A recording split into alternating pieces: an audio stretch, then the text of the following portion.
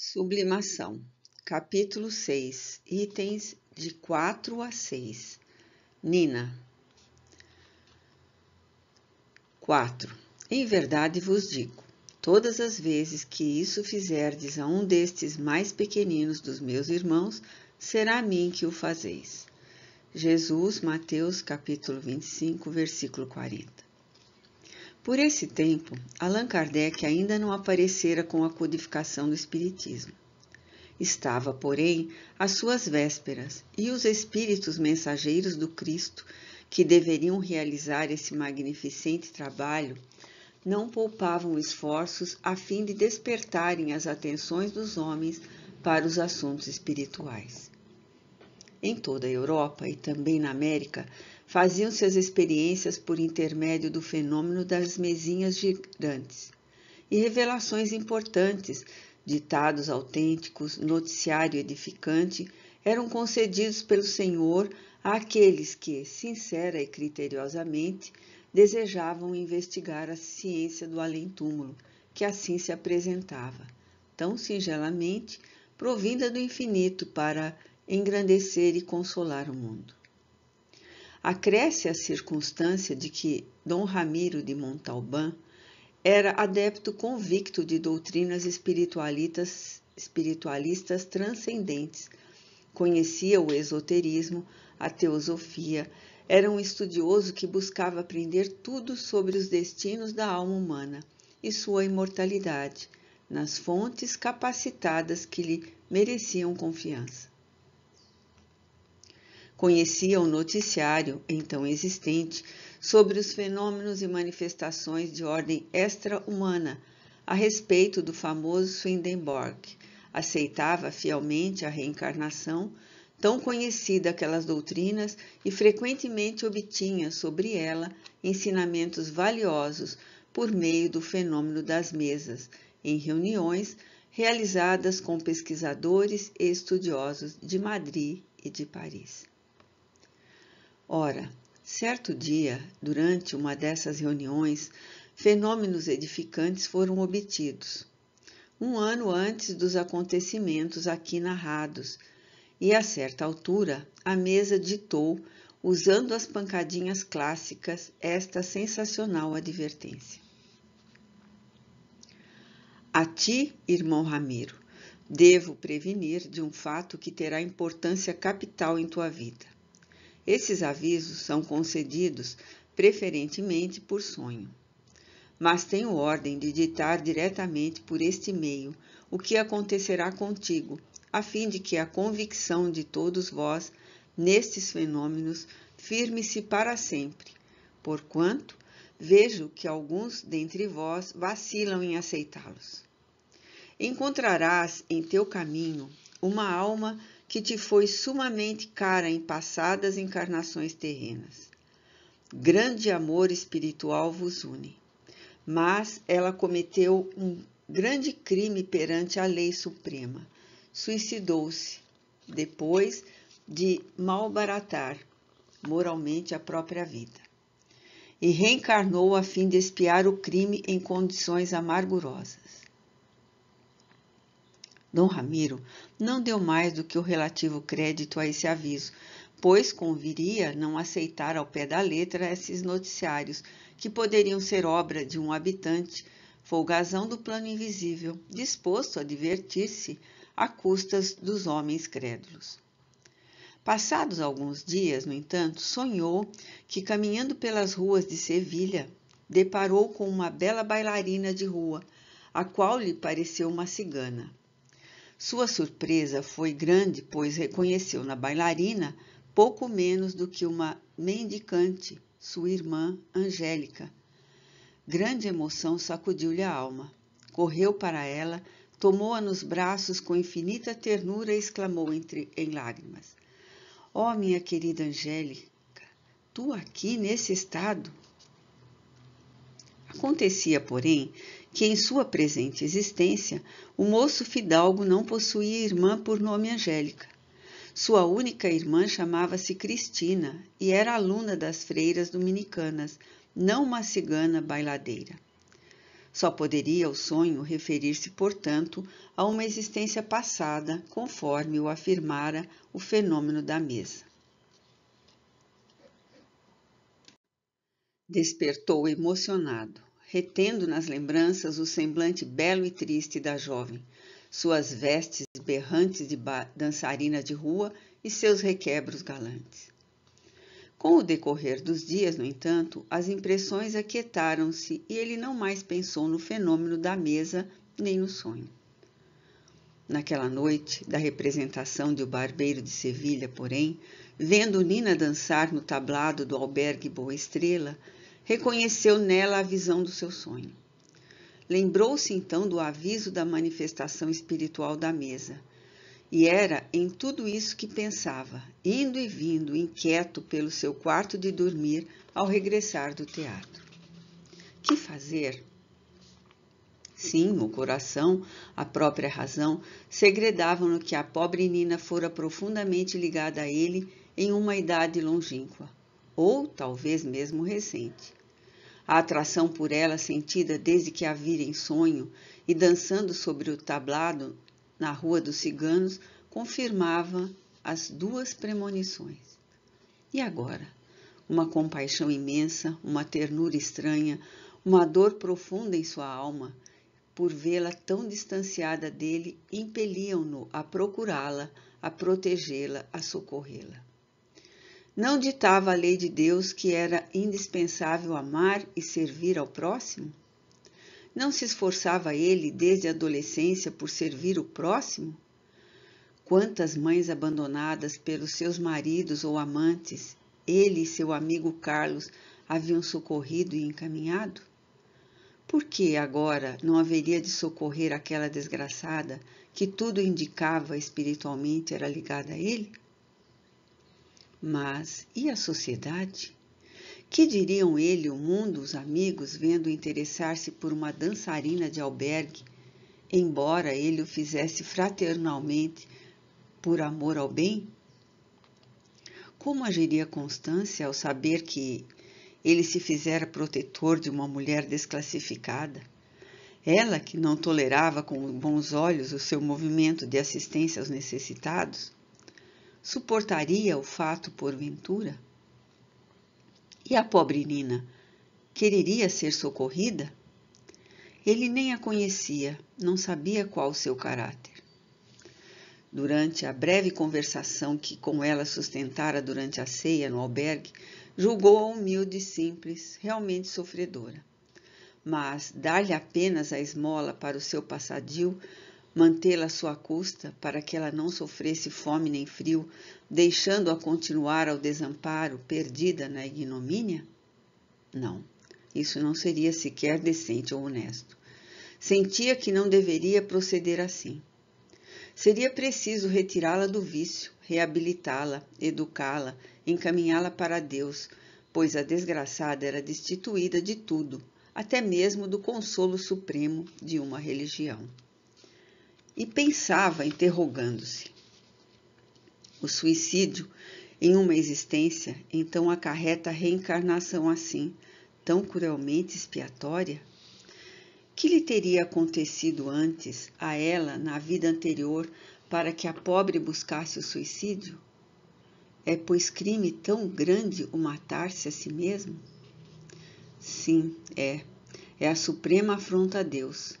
Sim, o suicídio arrasta a uma existência assim como a de Nina, se o suicida, antes do seu gesto atroz, malbaratou moralmente a própria vida, desonrou-se e desonrou o lar e a família. E o resultado ali estava com a própria Nina. Nem família, nem lar, nem amigos, nem recursos, nem saúde, nem esperanças. Apenas uma beleza fatal, que a arrastava cada vez mais para a miséria moral, a humilhação e a desonra, em cuja faixa voluntariamente se envolveu em vida pregressa. Nessas inquietas disposições, Dom Ramiro viu amanhecer o dia sem haver conciliado o sono. Recostou-se então no leito até que Manuel Garcia chegasse, a fim de providenciar banho e nova indumentária para os serviços do hospital, pois ainda conservava o vestuário usado para o teatro. Às 8 horas da manhã, Manuel apresentou-se, cumprindo as obrigações de criado de quarto e servindo-lhe a primeira refeição. No meio do serviço, no entanto, o servo indagou, pois gozava de liberdade junto ao noivo de sua irmã Colás. Senhor, não encontrei vossa capa de cerimônia, porventura esqueceste no teatro? Ah, a capa! Deve estar na carruagem.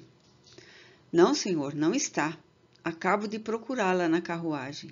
Não a encontrei lá. Ramiro riu-se bem-humorado, o que intrigou Manuel e replicou. Pergunta Felício se não a viu. Perguntei, senhor, e ele não sabe de vossa capa. Bem, então perdi-a mesmo. Não nos preocupemos mais com ela. Levantou-se da mesa em que acabara de fazer a refeição, deixou o palácio e dirigiu-se ao hospital. Durante o trajeto, disse a Felício, agradeço-te a discrição a respeito de minha capa. Por enquanto é melhor assim. Sei que não ignoras que não se trata de uma amante. Eu sei, meu senhor, vós sois a bondade em pessoa, mas Manuel Garcia tentou pôr-me em confissão, quis forçar-me a dizer onde estivestes depois do teatro. Que ousadia! E o que respondeste? Disse-lhe que depois do teatro estivemos no solar dos Vilares e não menti. Manuel parece um espião, não vos perde de vista. Eu sei, mas não importa. Chegando ao hospital, desceu da carruagem e, voltando-se para o criado, acrescentou. Agora vá ao bairro cigano, onde estivemos ontem. Procura a bailarina e entrega-lhe este bilhete. Ela virá contigo até aqui, pois vou interná-la, encontra-se doente. Traçou algumas frases numa folha de caderneta que retirou do bolso e entregou ao cocheiro. Este partiu disposto a cumprir fielmente o mandato de que era incumbido. Felício era servo fiel, respeitava o amo e não seria capaz de uma traição ao próprio dever. Dom Ramiro entrou no hospital e logo encontrou seu amigo Carlos, que o esperava, já preparado para a visitação às enfermarias. Quando realizavam um humanitário serviço, Ramiro relatou a seu amigo os acontecimentos da véspera com aquela leal franqueza que o caracterizava.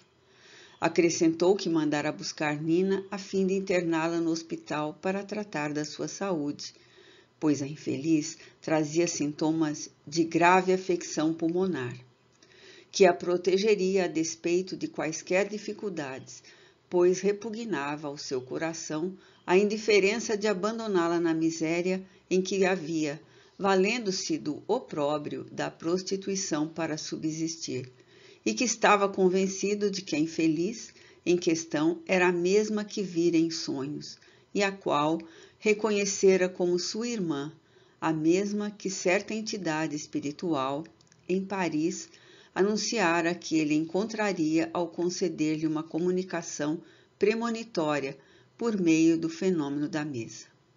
E terminou com a seguinte súplica ao amigo. Ajuda-me, Carlos, a protegê-la e salvá-la. Tu que és livre, eu terei de lutar contra muitas dificuldades. Sei que Constância se oporá terminantemente a que eu a socorra, suspeitando injustamente de mim. Espiritualmente, amo Nina e preciso salvá-la. Desde ontem sofro, pois tenho certeza de que ela está ligada a mim pelos séculos passados e também o estará pelos séculos futuros. Falava comovido e impressionado, e Carlos notou-o.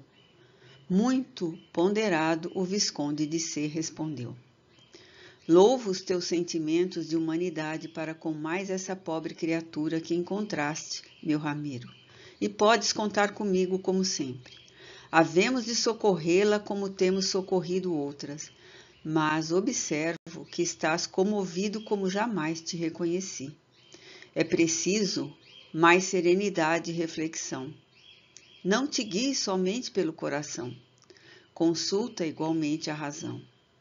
Estarás apaixonado porventura por essa pobre bailarina? Estou tão apaixonado por ela como um irmão o estaria por uma irmã caída na desgraça. É a paixão da piedade, Carlos. A ternura da compaixão, que sabes é também poderosa. Repito, ela é ligada a mim pelos séculos. Convém não considerar muito ao pé da letra certas profecias ou noticiários do passado, ditos por espíritos.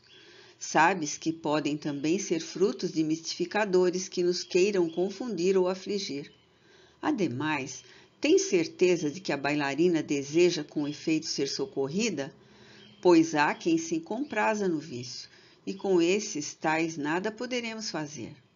O melhor é não te precipitares e aguardares os acontecimentos. Não a retires já do seu domicílio. Deixa lá por enquanto, embora a ajudes para que sua miséria seja suavizada.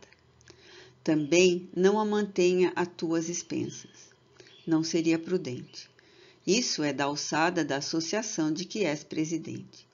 Observa primeiro, antes de retirá-la de seu domicílio, se, com efeito, é realidade quanto ela te andou dizendo.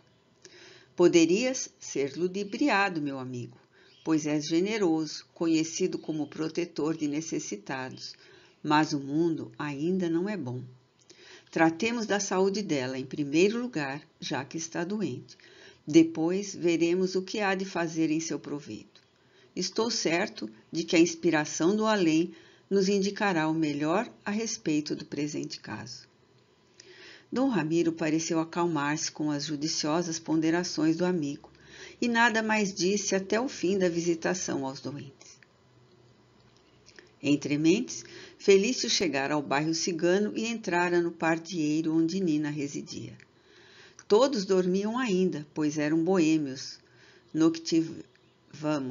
noctivagos. Uma ou outra mulher mais velha levantara-se mais cedo e varria o chão, cuidando do asseio dos pátios. Felício bateu à porta do quarto da bela bailarina, de quem era grande admirador. Esta atendeu prontamente, pois esperava o portador para levá-la ao hospital, conforme a promessa do fidalgo. Não conseguira conciliar o sono naquele resto de noite. A imagem do seu benfeitor emocionava até o nervosismo e as lágrimas. Sentia vergonha, desgosto, temor, angústia, ansiedade e tremia.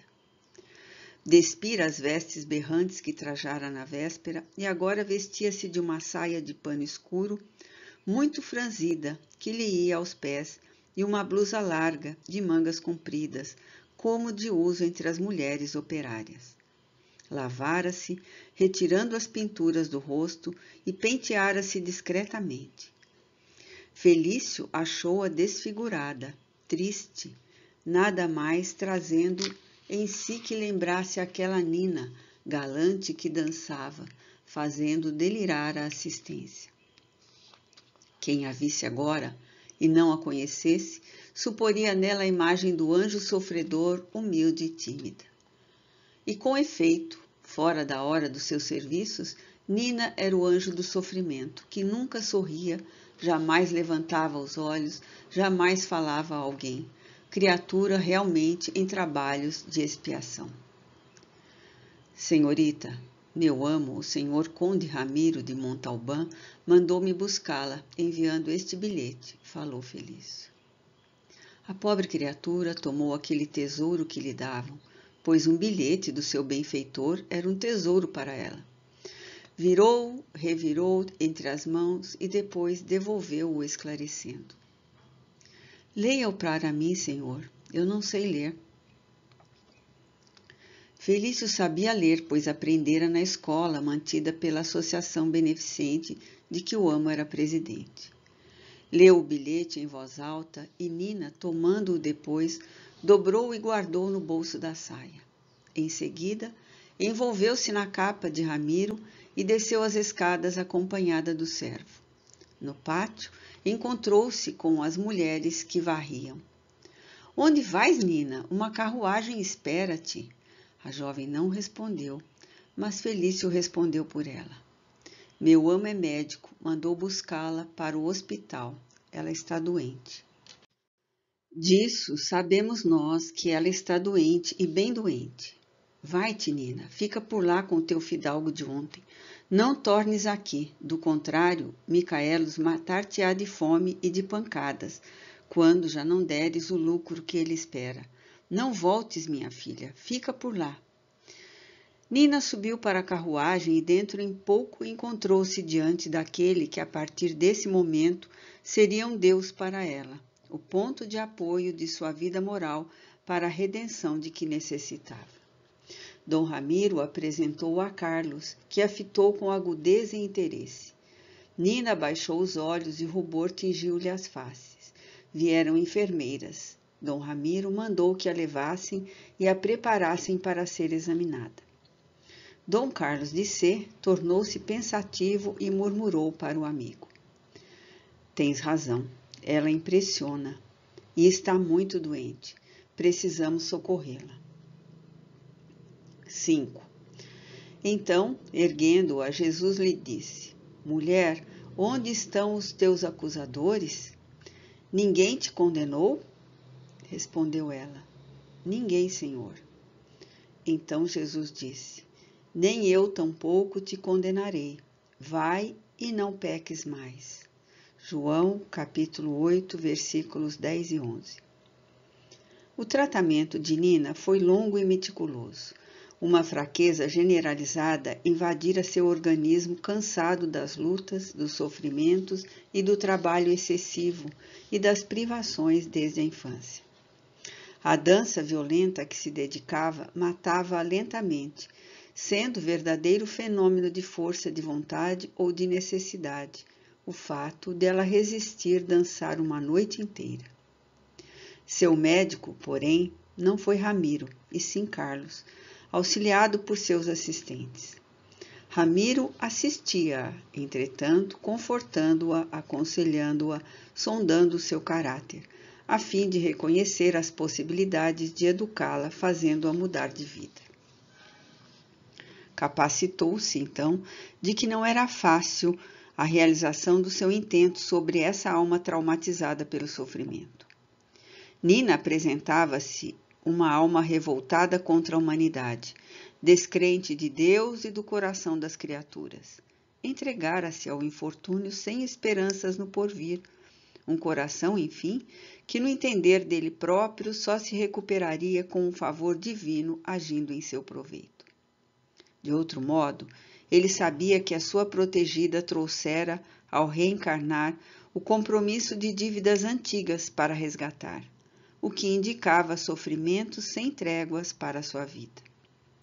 Todavia, estava disposto a ajudá-la de qualquer forma, aliviando esses sofrimentos. E o coração dizia-lhe, ajude-a, mas não espere dela um restabelecimento completo, porque isso é impossível no curto período de uma existência. O suicídio é um abismo que atormenta sua vítima durante etapas seculares. Enquanto prosseguia o seu tratamento, o noivo de Constância meditava sobre o que seria de sua protegida, uma vez recobrada a saúde. Deixá-la voltar para o seu antro era alvitre que não admitia. Nina apenas sabia dançar e cantar. Como trabalhar honestamente uma criatura que desde a infância vivia em meios boêmios? Ela confessara-lhe que não sabia ler, não sabia contar, nem mesmo conhecia bem o dinheiro, pois dificilmente lograva tê-lo nas mãos. Pensou mesmo em interná-la às suas expensas no convento onde vivia sua irmã, a fim de educá-la, levado pela aflição da grave situação e do impulso afetivo que ela lhe inspirava, como sua irmã do passado. Ele sentia-se com esse dever, pois considerava-se seu irmão, e um sentimento avassalador de compaixão torturava-o. Para isso, visitou o convento e propôs o que trazia em mente, mas não foi aceita a sua petição. Nina não poderia viver entre freiras e meninas angelicais. e quando ele perguntou a ela própria se gostaria de se educar num colégio de freiras, a bailarina pôs-se a chorar e respondeu: Senhor, eu sou desgraçada demais para pensar em semelhante destino para mim. A vergonha e a humilhação me matariam em pouco tempo. Além de tudo, sou judia, não seria aceita num colégio de freiras. Finalmente, a doente melhorara sensivelmente e deveria deixar o hospital, mas não estava definitivamente curada.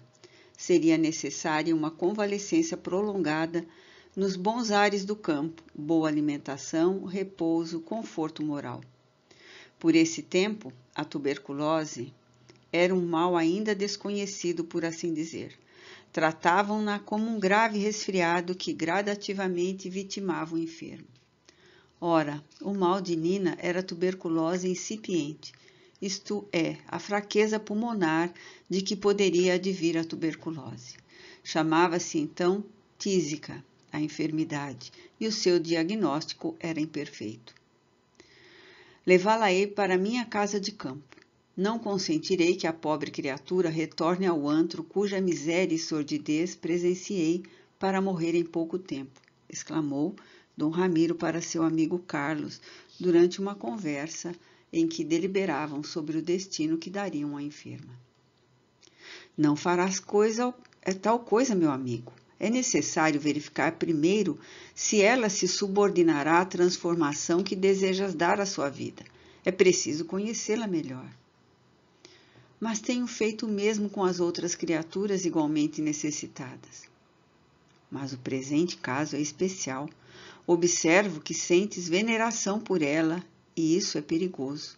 Poderias sucumbir. Afianço-te que não sucumbirei. Nina é mais do que uma irmã para mim. É uma filha que eu quero salvar. Sei que me vejo à frente de um testemunho decisivo perante a lei suprema. Pois bem, darei o testemunho a Deus. Não sucumbirei.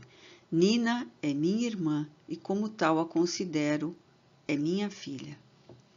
Finalmente deliberaram que a enferma não mais retornaria ao bairro cigano, pois ela própria suplicara em lágrimas que a retirassem de lá, não aguentava mais a tortura ali experimentada.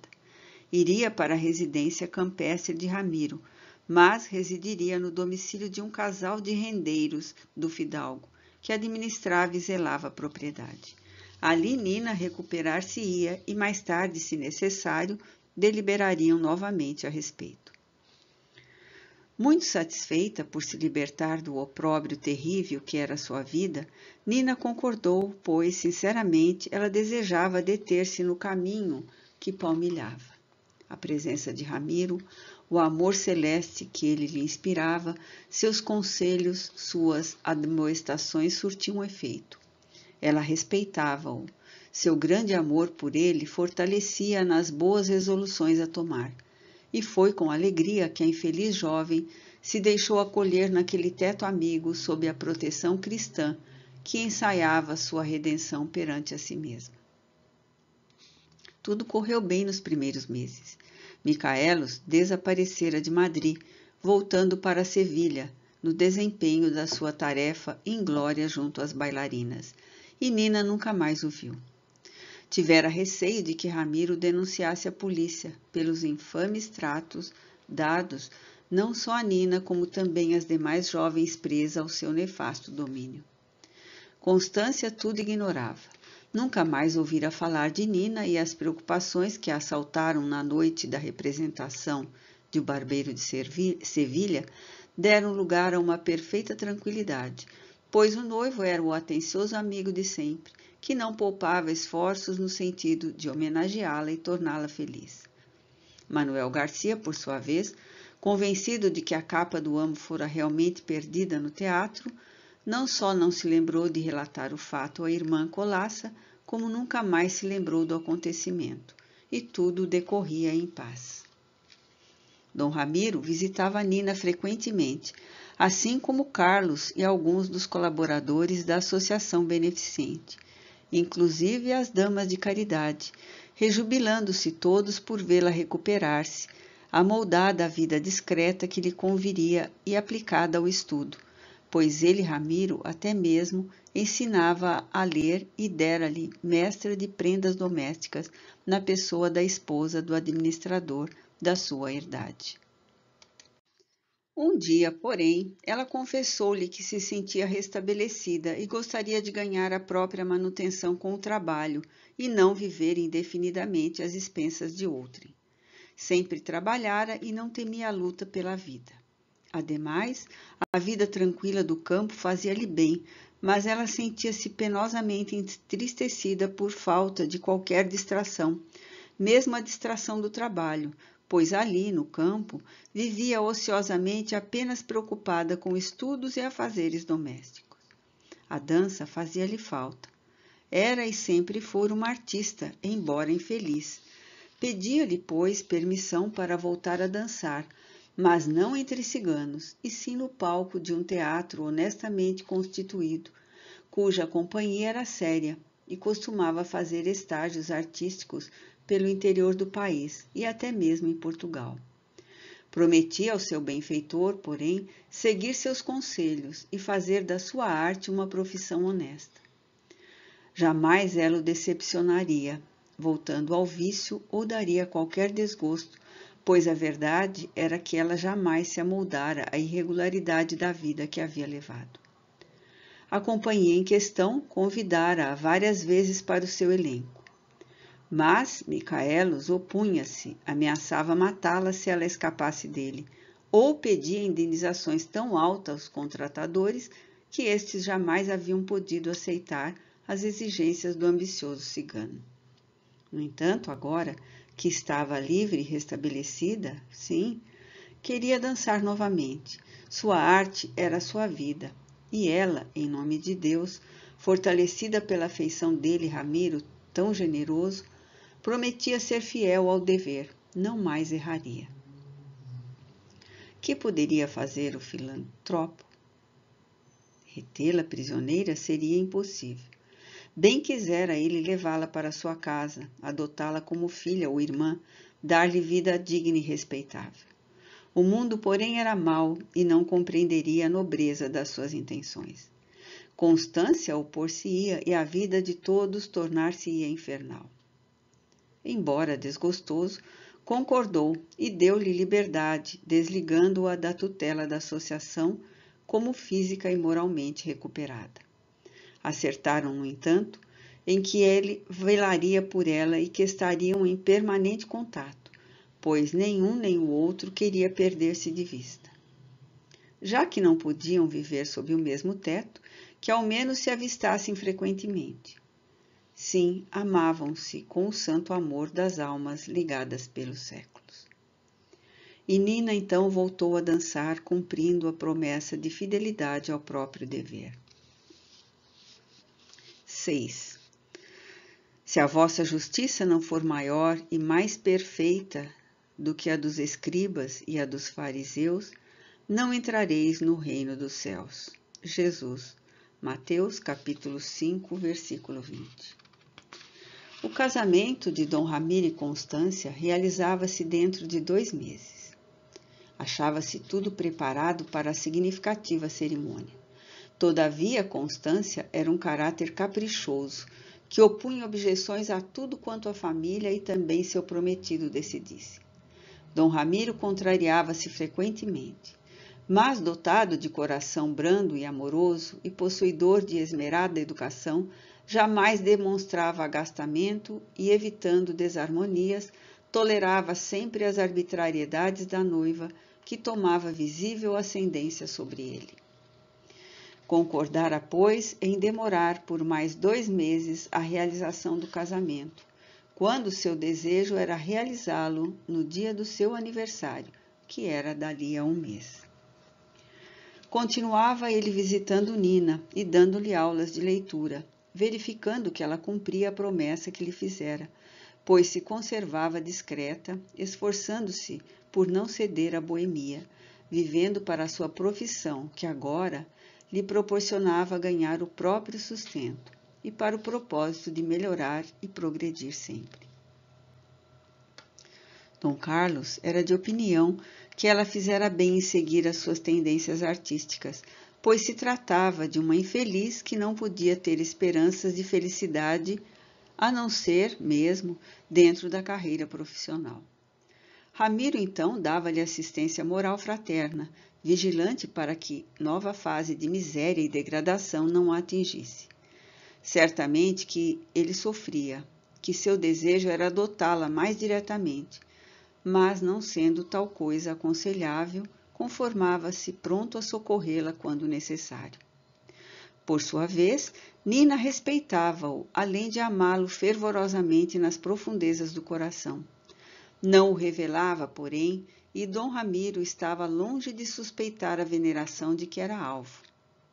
Um eficiente trabalho de redenção operava-se na pobre criatura, que nunca fora má, e sim infeliz, a qual procurava corrigir-se dos antigos distúrbios e levar vida regular, a fim de não se ver abandonada por ele.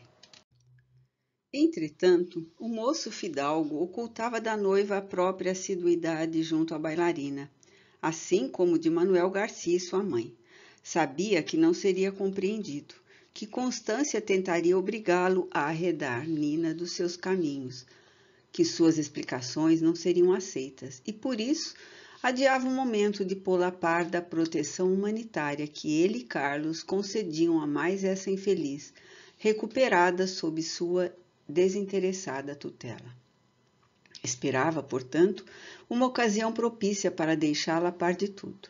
Apenas dissera-lhe algumas vezes que ele e Carlos realizavam um trabalho de renovação em uma pobre mulher, ainda quase adolescente, a qual se submetia aos conselhos de ambos, como se tratasse de uma filha obediente. Constância de Vilares era ciumenta e orgulhosa, nutria férreos preconceitos de classe, desprezava os infelizes ou era indiferente à sorte deles. Odiava as mulheres decaídas sem jamais raciocinar sobre o grave problema que a sociedade alimenta, isto é, o desumano abandono votado à juventude que erra, às vezes involuntária ou inadvertidamente, sem esforços para detê-la no declive do mal. Censurou o noivo e seu amigo por se dedicarem a tão difícil quanto reprovável assistência, pois entendia tal classe de mulheres não merecer caridade nem proteção de pessoas honestas. Antes, o que mereciam era o repúdio e a execração da sociedade. Ramiro protestou. Esse humanitário trabalho acerca das pobres criaturas não é propriamente realizado apenas por nós, mas pela associação beneficente que dirigimos. Não devias pensar assim, minha querida, mas te associares a nós outros para emprestares o teu valor pessoal e as tuas virtudes como exemplo àqueles que necessitam de nosso amparo para se reabilitarem. Ela, porém, não se convenceu. Agastou-se, revoltou-se, chorou, blasfemou e terminou por exigir dele o afastamento desse serviço humanitário.